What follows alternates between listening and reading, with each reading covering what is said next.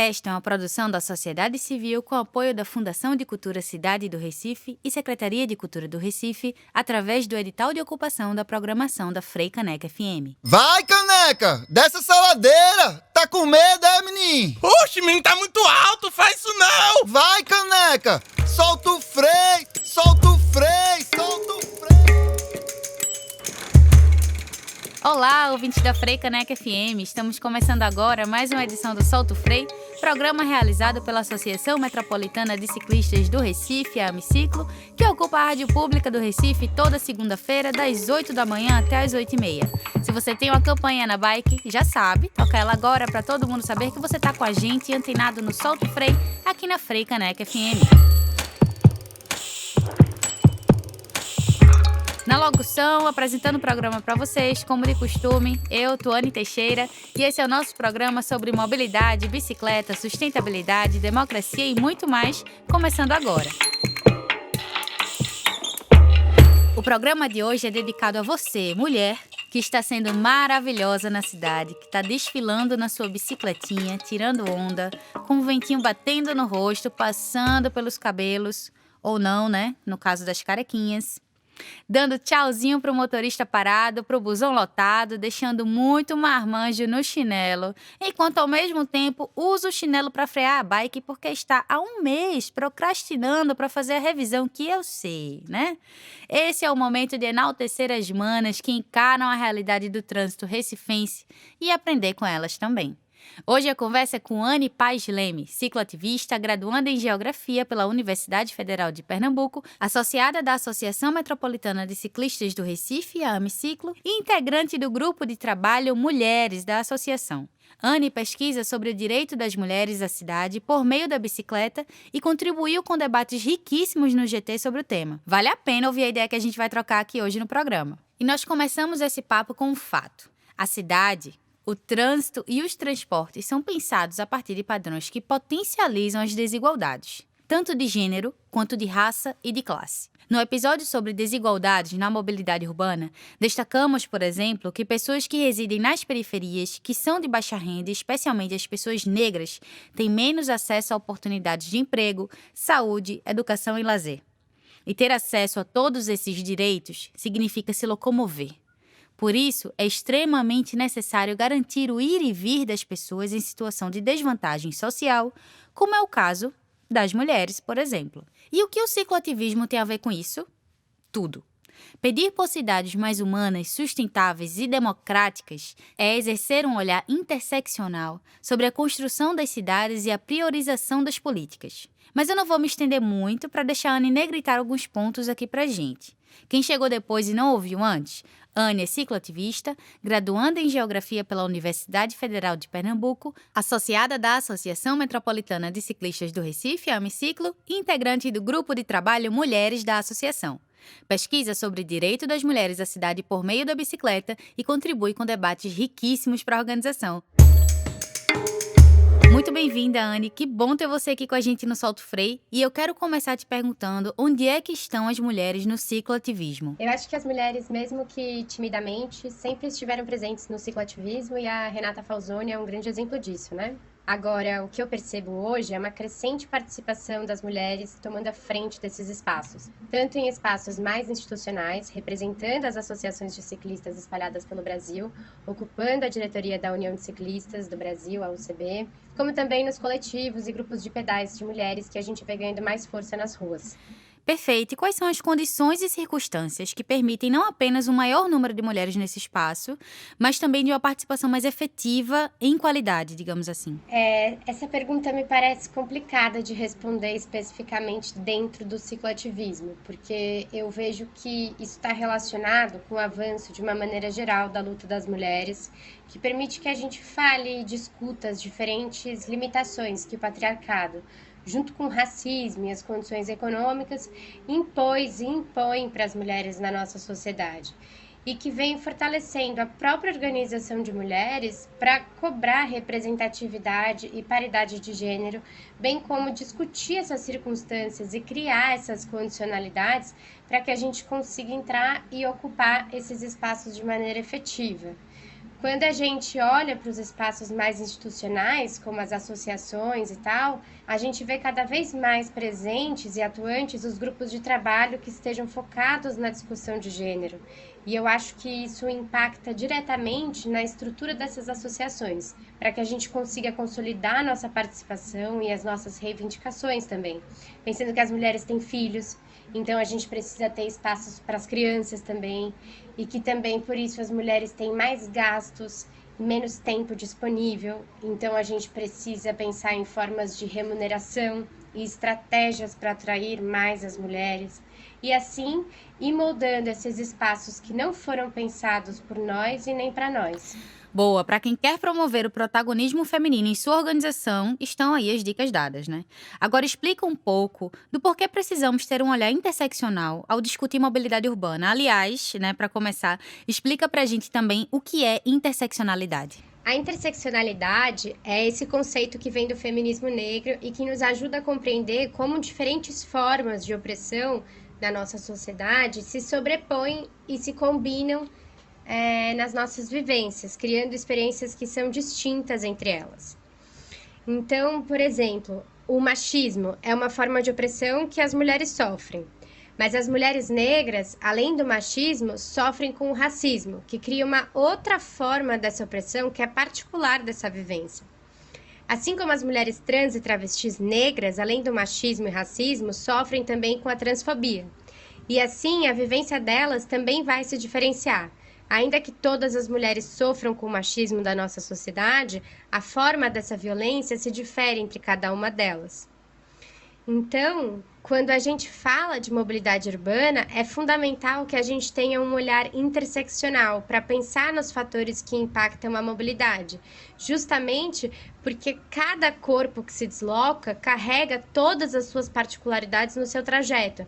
E essas particularidades influenciam nas necessidades de conforto e segurança durante os deslocamentos.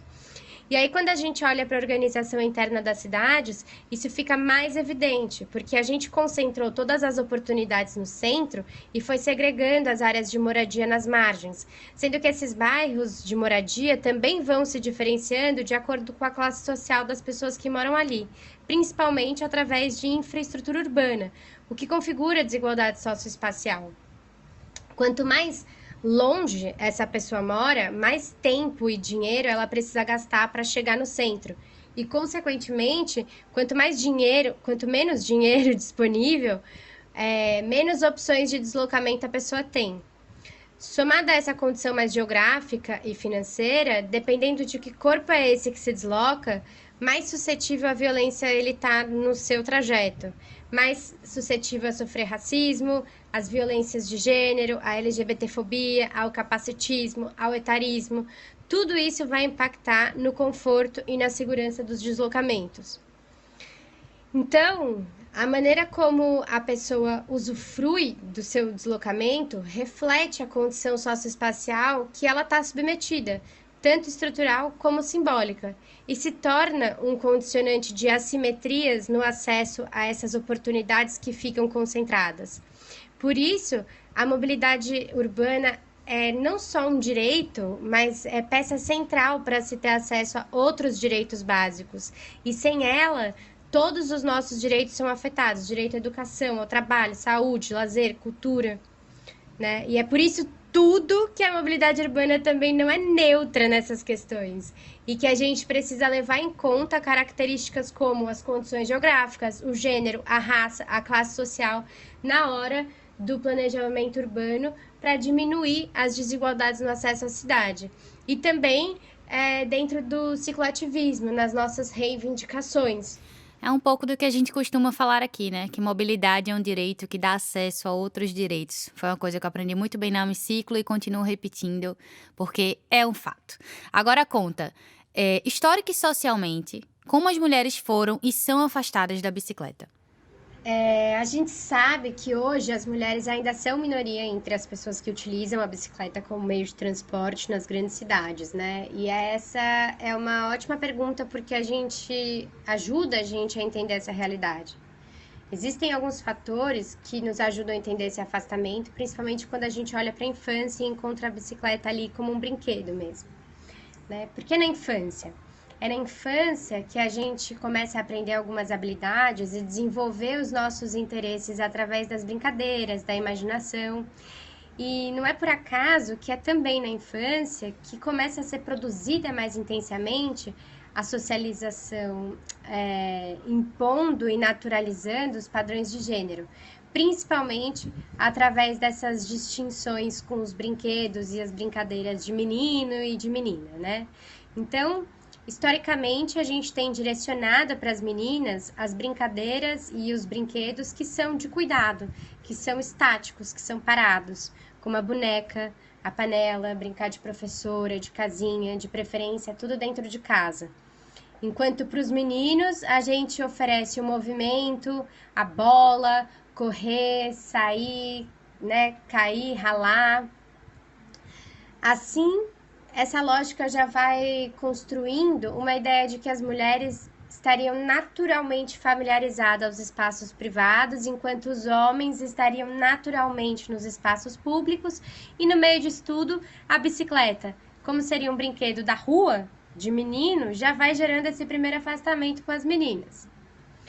Mas ainda, para além disso, tem o fato de que a bicicleta na infância não é necessariamente um brinquedo acessível. E aí vem o impacto da classe social e da raça também nesse afastamento. Então, se a gente for pensar numa família tradicional periférica, onde tem uma mãe solo que precisa sair para trabalhar e de ajuda para cuidar da casa e dos filhos, a filha, a menina, logo vai cumprir esse papel. E por isso, muitas mulheres negras têm uma infância reduzida, também para cumprir com essa função do cuidado. E aí, se nesse ambiente a gente insere uma bicicleta, seja da família ou do vizinho, essa menina vai ser a última a ter a oportunidade de brincar, né? Caso ela tenha, de aprender a andar de bicicleta. E assim, socialmente, a bicicleta vai sendo afastada da vida das mulheres ao longo do tempo. Assim como a dinâmica desses movimentos, resultando numa tendência para as mulheres, que é essa maior aversão a se colocar em risco, né, na hostilidade do trânsito, porque já não está familiarizada com essa sensação, pode achar muito perigoso, sente muito medo. São vários esses resultados, né, dessa infância que já vai sendo, diferenciada. E aí também, muitas mulheres jovens como a gente pode escutar isso e pensar, nada a ver, né? Porque eu isso e eu aquilo, já que a nossa vivência já é resultado de alguns avanços que estão acontecendo na nossa sociedade nesse aspecto. Mas se a gente for perguntar para nossas avós e até nossas mães, isso já está mais presente em todas as classes sociais. Viva essas mudanças e as que vieram antes de nós, né? Agora vamos para um rápido intervalo para retocar o protetor solar, o batonzinho de cacau, dar uma limpada no óculos de sol e beber uma aguinha, né? Mulheres, se hidratem, viu? Homens, o que é que eu tenho a ver? Nos encontramos no segundo bloco com a entrevista com Anne Paz Leme, graduanda em Geografia pela Universidade Federal de Pernambuco, associada da Associação Metropolitana de Ciclistas, Amiciclo, e integrante do GT Mulheres da Associação.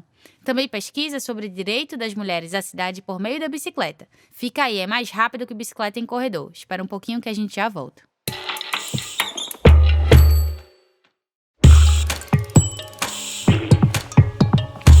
Bem-vindos novamente ao Solto Freio, programa sobre bicicleta, mobilidade, gente na rua sendo muito feliz sem pagar gasolina, IPVA e passagem de ônibus aqui na Rádio Frei Caneca, a rádio pública do Recife. Lembrando que você pode ouvir esse e outros programas passados acessando soltofrei.amiciclo.org. Bora começar o segundo bloco com a Jukebox Cicloativista? Hoje é com a música Tremendo Vacilão, de autoria de Gaia Lourenço e Camila Fernandes e originalmente da cantora Perla. Vocês ouvem aqui na voz de Ana Maim. Aumenta esse paredão aí.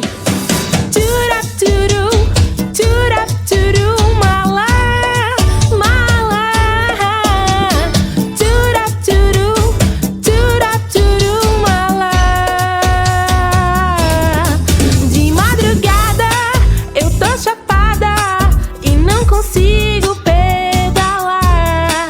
Agora chega, eu vou pra casa, eu não aguento mais chapar. Quis ser esperta, peguei atalho, mas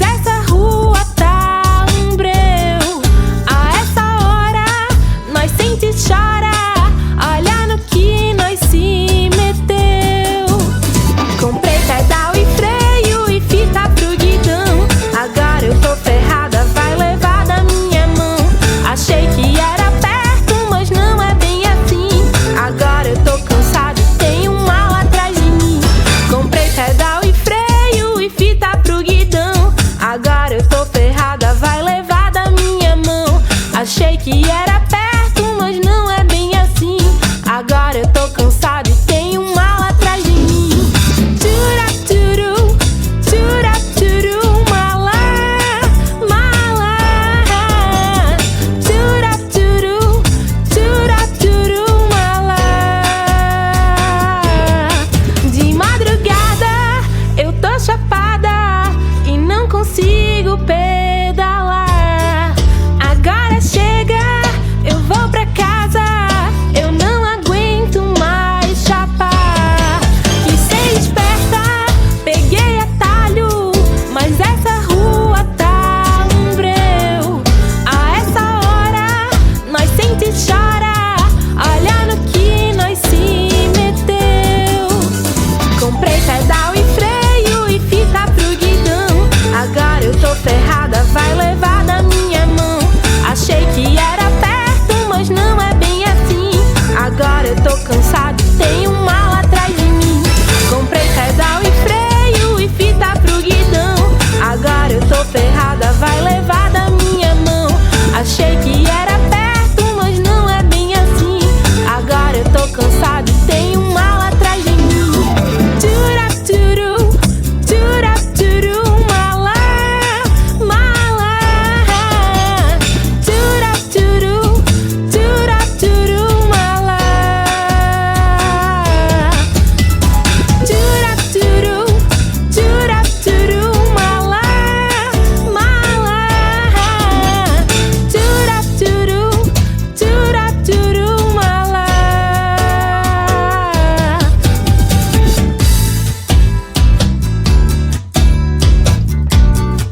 Oh, ah.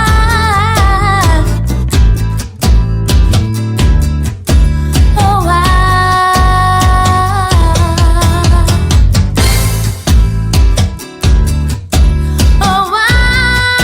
Oh, ah.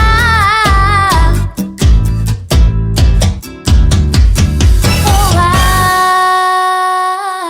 Para quem é fã das nossas paródias, pode encontrar essa e outras no nosso canal do YouTube. É só pesquisar Amiciclo e dentro do canal procurar a playlist do Que Carro O Quê, como chamamos carinhosamente a nossa playlist. No primeiro bloco, conversamos com Anne Paz Leme, graduanda em Geografia pela Universidade Federal de Pernambuco e associada a Amiciclo, integrante do GT Mulheres da Associação. Também pesquisa sobre o direito das mulheres à cidade por meio da bicicleta.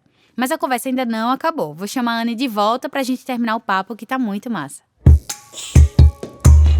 Anne, agora para a gente continuar aqui nossa conversa, fala como podemos contribuir enquanto coletivo para que o interesse na emancipação e na autonomia das mulheres seja uma tônica no cicloativismo.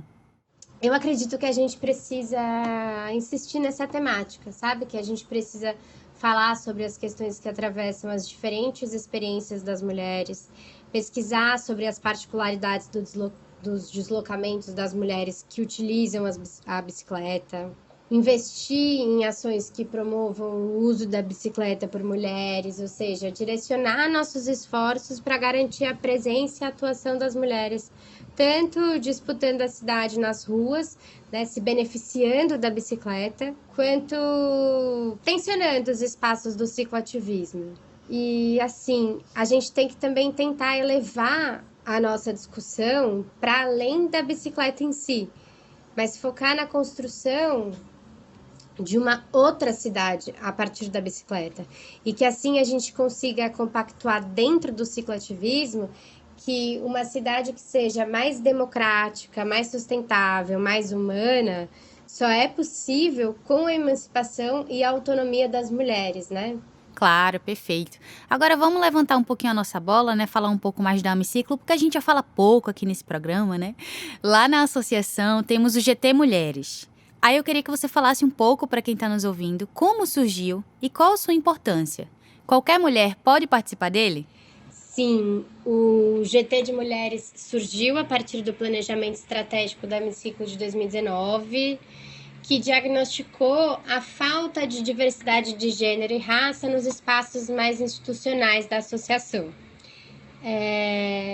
A sua importância, eu acredito que seja justamente o tensionamento dessas estruturas patriarcais que estão enraizadas na nossa sociedade e, consequentemente, se refletem dentro da associação também. Mas também acho que é importante ser esse espaço de reflexão, de compartilhamento de experiências e fortalecimento das mulheres que estão hoje construindo o Hemiciclo. E para que isso também se reflita nas nossas ações externas, né?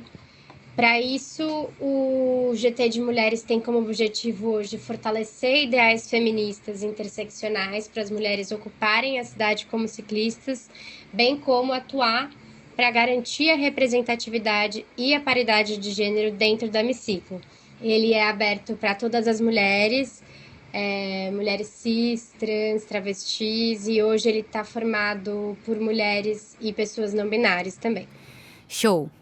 O debate sobre mobilidade das mulheres passa muito pela segurança pública, né, Anne? Inevitavelmente, a gente termina falando sobre isso. Iluminação, por exemplo, é bastante falada. Mas isso é suficiente? Como podemos desenhar políticas públicas para a bicicleta de uma maneira mais propositiva e não tão simplista, né? Especialmente pensando nos corpos mais vulneráveis. Essa pergunta também é importante demais, assim. Eu não sei se eu consigo responder tão tecnicamente assim, mas de onde eu vejo hoje, eu acredito que a complexidade dos centros urbanos faz com que a gente pense que as soluções para os problemas da cidade sejam igualmente complexas, né? E eu particularmente acho que existem sim soluções que sejam simples e efetivas e possam melhorar a mobilidade não só dos corpos mais vulneráveis, mas da população no geral. E a iluminação é um ótimo exemplo disso, porque todo mundo se beneficia instantaneamente. Aqui na minha rua mesmo, na mesma semana que colocaram o LED, o fluxo de pessoas já aumentou, sabe? A sensação de segurança aumenta, a atratividade da rua aumenta. Então, tudo isso tem resultado. E aqui também vale a gente pensar o que é considerado simples também, né? Porque, para mim, reduzir a velocidade de uma via é simples, arrumar e alargar uma calçada é simples, colocar uma faixa de pedestre elevada é simples. Difícil é construir viaduto, triplicar a BR, isso me parece muito mais complexo. Então, se a gente consegue combinar algumas dessas ações que são simples e fáceis de implementar, a gente já avança um bocado, sabe? Agora, para falar em política pública, é aquela máxima de pensar primeiramente em quem ocupa esses espaços, né? Quais são os corpos que estão ali pensando e projetando as cidades? Como eles se deslocam? Onde eles moram? Tudo isso impacta, né? Todas essas necessidades estão ali refletindo no projeto. E junto a isso, eu também acho que é fundamental a gente olhar para a questão da intersetorialidade, né? De, tipo assim, envolver mais de uma secretaria, de fazer uma força-tarefa, né? Para as instâncias participativas, né? Para que o planejamento urbano ele tenha esse espaço para envolver cada vez mais pessoas, né, diferentes olhares, e essas políticas não sejam pensadas só para as pessoas, mas pelas pessoas também. É isto, arrasastes. Agora pode dar-lhe tua ideia pelo áudio pra galera que tá ouvindo aqui a gente. Eu queria só agradecer de novo o convite, a oportunidade de participar desse programa que eu sou particularmente fã. E convidar as pessoas interessadas, né, em conhecer o trabalho da Hemiciclo, as mulheres que se sentirem, né, mobilizadas, chegarem no GT de Mulheres. E é isso, que a gente continue na ativa, pensando, problematizando, tensionando, mobilizando e construindo esse amanhã possível que a gente tanto fala, né? Muito obrigada. Anne, muito obrigada por participar do Solto Freio e compartilhar conosco suas análises, e até breve. Agora, como de praxe, vou chamar o nosso Foca na Leitura com um trecho da pesquisa de Marina Racotte sobre bicicleta e as mulheres. É na infância que acontecem possivelmente alguns dos processos de aculturação determinantes para o uso da bicicleta. Trazendo a discussão para o hemisfério sul, ainda que em um contexto muito diferente do latino-americano, embora também situado no sul global, Mulidharan e Prakash, em 2019, analisam o impacto de um programa implementado no estado indiano de Bihar, visando diminuir a diferença de gênero nas matrículas do ensino médio e a evasão escolar entre garotas. O programa consiste em fornecer uma bicicleta a cada menina que não abandona os estudos após a conclusão do ensino fundamental e segue matriculada, frequentando a escola durante o próximo ciclo de ensino. A bicicleta funcionou de maneira tão eficiente em melhorar o acesso das meninas em idade escolar aos estabelecimentos de ensino que a diferença de gênero nas matrículas foi reduzida em 40%, e o desempenho escolar das meninas também aumentou. Além disso, o estudo verificou que a efetividade do programa em aumentar a matrícula de meninas no ensino médio é tanta que é tão ou mais comparável a outros programas com o mesmo objetivo no sul asiático, mas que, para tal, se baseiam essencialmente em políticas de transferência de renda. Trabalho semelhante ao programa estatal indiano é aquele organizado pela ONG World Bike Relief, que atua no continente africano, doando bicicletas para mulheres em comunidades rurais, tornando um pouco mais leves e fáceis as atividades cotidianas, que antes eram um pesado fardo, de ir à escola até buscar água em fontes distantes, que antes envolviam horas de caminhada sob o sol quente. Com isso, o raio de deslocamentos possíveis para essas mulheres aumentou enormemente. O contexto latino-americano traz expressões das desigualdades de gênero bastante locais. As grandes cidades da região, cujo rápido crescimento nas últimas décadas as tornou quase indomáveis, começaram a experimentar apenas na última década políticas mais consistentes voltadas à promoção da mobilidade por bicicleta, apenas depois que se provou a insustentabilidade, em vários aspectos, no sistema de mobilidade urbana nas cidades. Entre as grandes capitais latino-americanas, Buenos Aires, Cidade do México, Bogotá e Santiago tiveram seu momento de concepção e suas políticas públicas para a bicicleta executadas a partir da década de 2000, não apenas através da implantação de ciclovias e ciclofaixas, mas também através de redes de bicicletários públicos e sistemas de bicicleta compartilhada que compuseram o chamado Sistema Cicloviário. No Brasil, o caso de São Paulo, a partir de 2014, é referência para todo o país, mas cidades como Curitiba, Santos e Fortaleza também são casos frequentemente lembrados.